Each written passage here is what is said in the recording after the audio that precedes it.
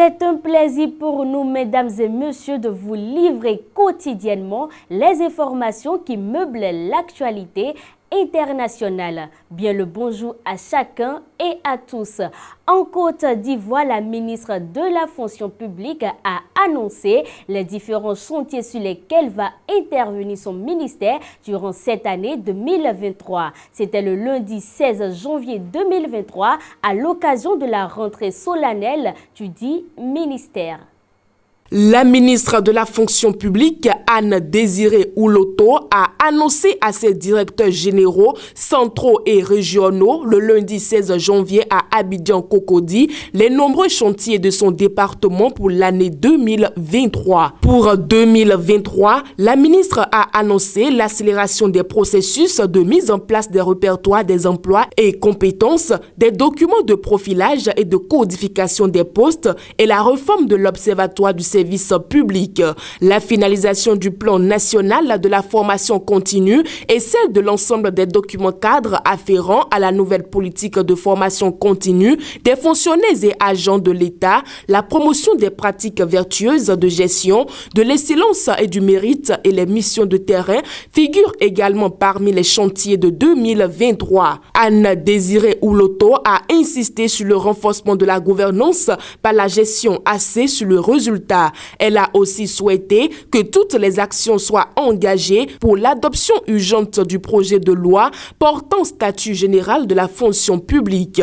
Par ailleurs, elle a engagé ses équipes à organiser l'édition 2023 des journées de la fonction publique à une date rapprochée du 23 juillet pour cadrer avec l'esprit de l'institution des festivités des Nations Unies.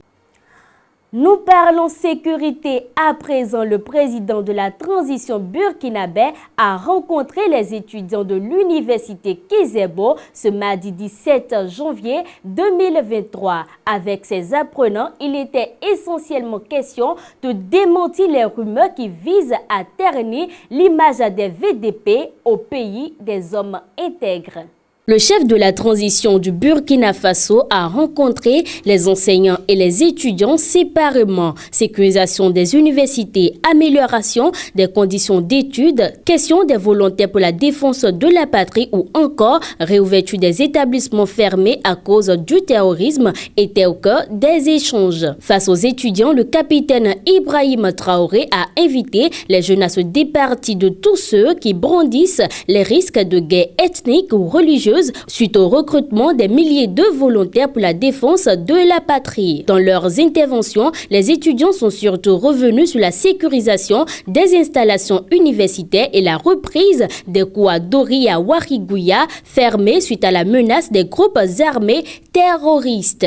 À la question de savoir si l'armée et les autres institutions françaises partiront du Burkina Faso, le capitaine Ibrahim Traoré a annoncé la révision de certains accords. Le président de la transition promet que les premiers VDP seront bientôt propulsés sur le terrain pour renforcer les rangs des combattants dans le cadre de la sécurisation du territoire burkinabé.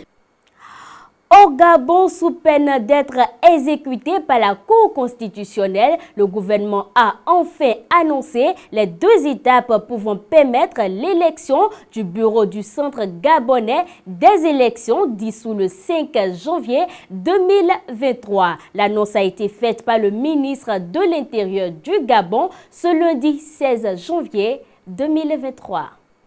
Le gouvernement gabonais a enfin pris la mesure de la décision de dissolution le 5 janvier du bureau sortant du Centre gabonais des élections CGE par la Cour constitutionnelle. 11 jours après, les représentants de la centaine de partis politiques que compte officiellement le Gabon ont été mis au parfum de la procédure de renouvellement du CGE. Celle-ci passe par la mise en place de 2 organes provisoires. Il s'agit s'agit de la commission ad hoc et le collège électoral. Les leaders politiques ont ainsi 8 jours pour faire parvenir au ministère de l'Intérieur la liste des 8 membres de la commission ad hoc qui validera les candidatures des différents membres du futur bureau du CGE. De même, ils devront également s'accorder sur les 10 personnalités devant former le collège électoral qui votera ensuite pour les différents postulants. Une mission plutôt ardue pour l'opposition, 4 heures hétéroclites. Et puis au Togo, le président Faure Essozima Gnassingbé a reçu en audience le 17 janvier 2023 l'ambassadeur de l'Inde près le Togo. Au menu des échanges entre les deux hommes, les nouvelles perspectives pour renforcer les relations entre l'Inde et le Togo. Le président de la République Faure Essozima Gnassingbé a reçu ce 17 janvier 2023 l'ambassadeur de l'Inde au Togo, M. Ram Sadiq Tandon. Le diplomate indien a fait avec le chef de l'État le point du partenariat entre New Delhi et Lomé et des perspectives pour l'année 2023. Ces dernières années, l'Inde et le Togo ont surtout intensifié leur partenariat dans les secteurs des énergies renouvelables et de l'investissement.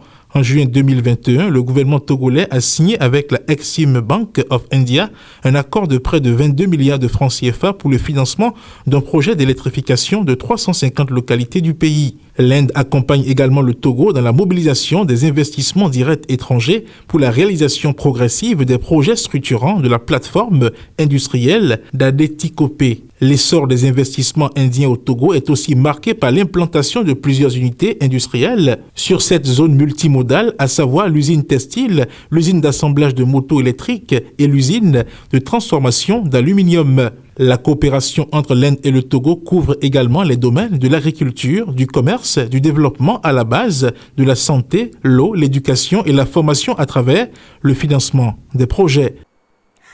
Amis internautes de Guérit TV Monde, nous voilà au terme de cette édition. Merci de nous avoir suivis et à demain.